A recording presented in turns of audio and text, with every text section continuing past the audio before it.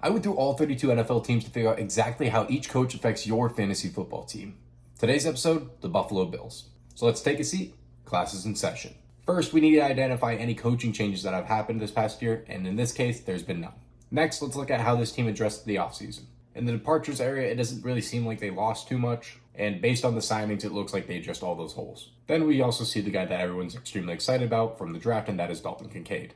From the coaching standpoint, the Bills have more of a defensive approach. Sean McDermott specializing in defensive backs and linebackers, and Leslie Frazier specializing in overall defense and defensive backs. In theory, this secondary should continue to improve every single year.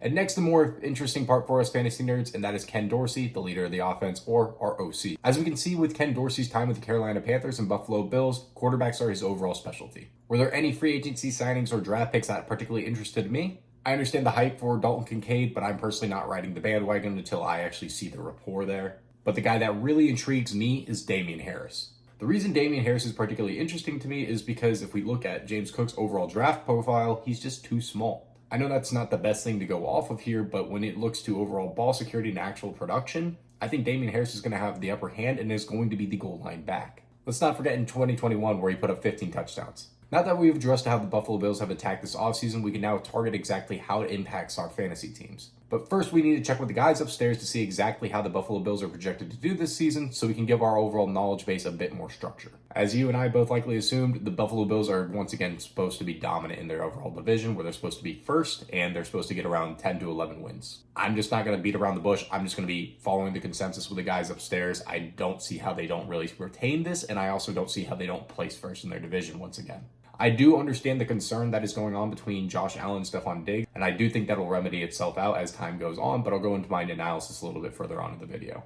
Albeit not going to be easy with the 29th most difficult schedule in the whole entire league. Now that we've got a really strong understanding for the general direction in which the Buffalo Bills are built for this overall fantasy season, let's take a look at how Ken Dorsey impacts our overall fantasy teams. Starting off with the quarterback, we're going to talk about Josh Allen.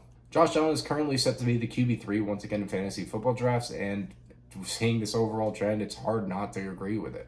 It is a clear uptrend supporting his overall production. I mean, the lowest base that we can really average out here is around 20 fantasy points, which still makes him a top tier fantasy guy this year. Supposedly, we're going to see a drawback in the overall rushing upside of that of Josh Allen, but I just have a hard time getting behind that as they're going to try to probably get Stephon Diggs more involved in this offense as he wasn't in the latter part of last year. My theory for why exactly that happened, though, was due to the fact that Josh Allen was suffering from a UCL injury and then just was like, you know what, I can't do this as much as I would like to with my arm. I'm going to do it with my legs. Perhaps that's just a casual take, but let me know in the comments section. Next, we're going to go to the RB1 spot here. The RB1 should really be able to value about 12 to 13 fantasy points per game if we're looking at a kind of a median point in this overall fantasy trend here. But looking at Damien Harris's production from last year and James Cook's production from last year, it's a bit too difficult to find a overall correlation point in which we can say, that's right. So I'm just going to go with the median point that we're seeing off of the kind of mid-range of the coach's production there, and going to say that 12 to 13 is a solid number. I do think, as I've mentioned previously, that we see Damien Harris as the goal line back, and I think he's the guy you really should be drafting ahead of James Cook. And let's be honest, it's not like Damien Harris didn't have a top 15 RB finish, 2 years ago. Honestly, looking at the RB2 chart here, it looks like a downtrend to me, and if I had to correlate that with anyone right now, that would be James Cook. I think it's fair here to be a little bit more optimistic in theory for the overall RB2 production, but I think 7.5 is more of a stronger average that we can lean towards. After all, I do think we'll see James Cook involved a bit in the passing game. I would say Damien Harris right now is the buy between him and James Cook, as Damien Harris is going as the RB37 in drafts, and James Cook is going as the RB30. And on the flip side of the coin, you can guess where I'm going with this. I have James Cook as a sell right now. Now moving over to the wide receiver one, and that is Stephon Diggs. I mean, the only knack here is the drama that he has going between him and Josh Allen right now. I imagine this is going to resolve itself rather quickly, and realistically, we're probably going to see even more targets going Stephon Diggs' way as they try to get this working better between them. This team has a legit chance at winning the Super Bowl this year, and this is a duo that can make it happen. Stephon Diggs is currently going at the wide receiver 5 in fantasy football drafts right now, which really seems like a perfect place for him to go. If you really want to fade kind of this discontentment between him and Josh Allen, then all right, we can put him at the wide receiver 8 if you really want to. But this overall matching making of him is too good. The wide receiver 1 under Ken Dorsey as well is also in a clear uptrend right now. If the uptrend continues, then we're going to see Stephon Diggs potentially averaging 22 fantasy points per game. To put that in perspective, that would be the wide receiver 1 for this fantasy football season. No matter what, this is a great ADP to either be buying him at or holding him at. Now moving on to the wide receiver 2 in that of Gabe Davis. He's currently going as a wide receiver 41 in fantasy football drafts, and I think this is a fair price for him, especially based off of those spike weeks. I think putting Gabe Davis around 10 to 11 fantasy points this year does make a lot of sense, as that continues the overall uptrend of this trajectory, but more often than not, you're investing on those big spike weeks. So for me, I'm more of a kind of sell guy in this situation. I'd rather buy on the weeks where I've kind of seen him dip for a little while, because that's typically when we start forgetting about Gabe Davis, is usually when he pops off.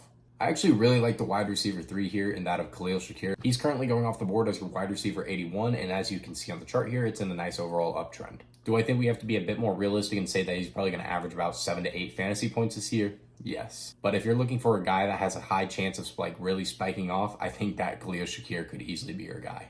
I mean, in the one game where he was targeted 5 times, he had 16.5 fantasy points. And now he gets to move from that wide receiver 4 role to that wide receiver 3 role. This seemed almost like a very similar pattern to what Gabe Davis had a little bit as well. So for me, I actually like buying Khalil Shakir at this price a lot. So yeah, maybe 7 to 8 fantasy points on average, but if you're looking for spike weeks, this is probably a really good guy to go after. And moving on to the tight end, Dalton Kincaid, the rookie from University of Utah. I understand the overall optimism for a guy like this, and yes, he's going to be coming out of the slot, but typically rookie tight ends don't actually perform well. The big upside of this overall pick, for me at least, is the draft capital that was put inside it, as that was their first round pick. I personally will not be buying any Dalton Kincaid, even though this could end up being a massive mistake for me. I'd rather go with someone like Sam Laporta. That's just my personal preference between the 2 rookie tight ends that I think are really going to have an impact this year. But I don't see really the point in paying an 11 draft capital on a guy that's probably going to average more in the 8 to 9 range. And if you can notice off the chart, it is also in the downtrend.